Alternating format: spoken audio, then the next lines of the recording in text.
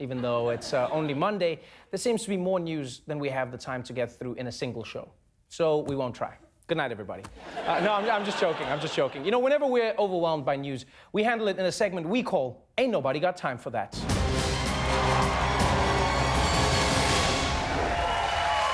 All right, there's no time, so let's get straight into it. You know that cool trip you were taking to Cuba? Computer says no. President Trump took steps to roll back some parts of the Obama administration's opening to Cuba, halting the flow of U.S. dollars to the communist government. The new policy bans transactions with enterprises, including hotels and other tourist-related businesses, ultimately owned by the Cuban military. Simply booking your spring break will be harder under this policy. That's right. The people hardest hit by this policy will be spring breakers. Always in our thoughts. Always in our thoughts.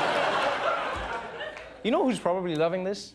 That one friend of yours who always takes trip insurance. Now he's like, oh, I'm sorry, who was wasting their money? Yeah. Still a waste, you nerd. Now, the reason Trump is rolling back this diplomatic opening is because he's fulfilling a campaign promise he made to Marco Rubio and to his South Florida constituents, many of whom are Cuban. And also because it's the exact opposite thing that Obama did, which, let's be honest, is basically Donald Trump's presidency. It's a series of Control-Zs punctuated by Gulf Weekend. That's all it is. That's all it is. Every single thing is just anti-Obama. In fact, he's so anti-Obama, he's probably resubscribing to every spam list Obama unsubscribed from. He's just sitting there like, yes, I would like more information about Groupon, thank you. Oh, and by the way, you know how most politicians learn a bit of Spanish to try and ingratiate themselves to the crowd? Well, the president was like, forget that, everyone speaks Trump. I am so thrilled to be back here with all of my friends in Little Havana. And for Cuba, Santiago de Cuba. You know Santiago, yeah? Yeah? I don't think that's Spanish, yeah? Santiago, yeah? Damn, like all of those impersonations. You know what? That makes me scared of the day he has to give a speech in China. Just like looking at the people like, oh. Now, if we had time, we would be talking about why the U.S. would be going back to a policy that was clearly not working and didn't help the Cuban people at all. But unfortunately, no tenemos tiempo, because the president is under investigation, isn't. President Trump is now back at the White House and once again under fire after he sent this tweet saying he is being investigated. Now his legal team is making the rounds with this contradiction. The president has not been and is not under investigation. Let me be clear, the president's not under investigation. But the attempts to correct the record leading to more confusion. And now he's being investigated by the Department of Justice. So he's being investigated for taking the action that the Attorney General and Deputy Attorney General recommended him to take by the agency who recommended the termination. You've now said that he is being investigated after saying that you didn't. No.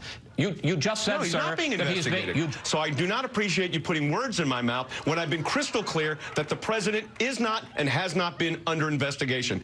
I can't believe I'm saying this, but Donald Trump would be better off defending himself. If that's your lawyer, he would be better off defending himself.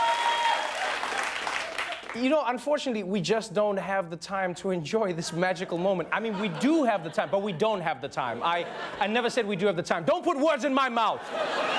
Anyway, let's move on. Because, honestly, there's something we have to talk about. I mean, it's good to get the jokes out so that we can relax and laugh about it. But there is one thing I wanted us to talk about today, and that is the verdict that just came in on Friday. All right? On the police officer who shot and killed Philando Castile. Now, you probably remember this story because his girlfriend, Diamond Reynolds, streamed it on Facebook Live. All right? And the officer went to trial for manslaughter. And on Friday, the jury reached a decision. A verdict in a case that caused national outrage. Tonight, a police officer acquitted on all charges in the shooting death of a black man after a traffic stop. A Minnesota jury acquitting the officer who fatally shot Philando Castile moments before this infamous video was live streamed on Facebook by his girlfriend. Every time I watch that video, the question I ask myself is how? Just how? How does a black person not get shot in America? Because if you think about it, the bar is always moving. The goalposts are always shifting. There's always a different thing that explains why a person got shot. Oh, the person was wearing a hoodie. Oh, the person was running away from the police. Oh, no, the person was going towards the police. Oh, no, the person was running around at night. Oh, no, the person had an illegal firearm. The person didn't have a firearm. But at some point, you realize there's no real answer, right? And you see this video, and then you see the verdict, and you go, how? And there have been a lot of these shootings, right? We talk about this a lot. So many things to say: racism, classism, systemic violence in a police force that oppresses people. But this story is interesting because there's something different. And that is, Philando Castile wasn't just a man shot at a traffic stop. He was a legal gun owner whose family was in the car and who had committed no crime at all. In a story of a man being shot because he was lawfully armed, you would think that one group, one powerful group in America, would say something about this. This is one group that you would expect to be losing their goddamn minds about this, the NRA. But for some strange reason, on this particular case, they've been completely silent. Completely silent. And yet, according to their rhetoric, this is everything that they stand against, right? An officer of the state depriving a citizen of his life because he was legally carrying a firearm?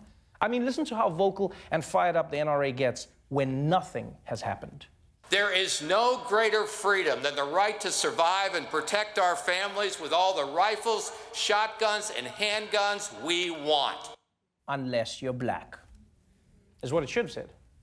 Like, it's interesting how the people who define themselves by one fundamental American right, the right to bear arms, show that once race is involved, the only right that they believe in is their right to remain silent.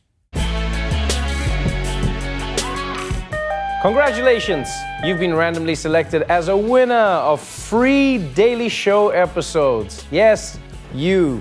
To claim your prize, just watch full episodes of The Daily Show for free anytime with the Comedy Central app or at thedailyshow.com. What a winner you are! So much winning.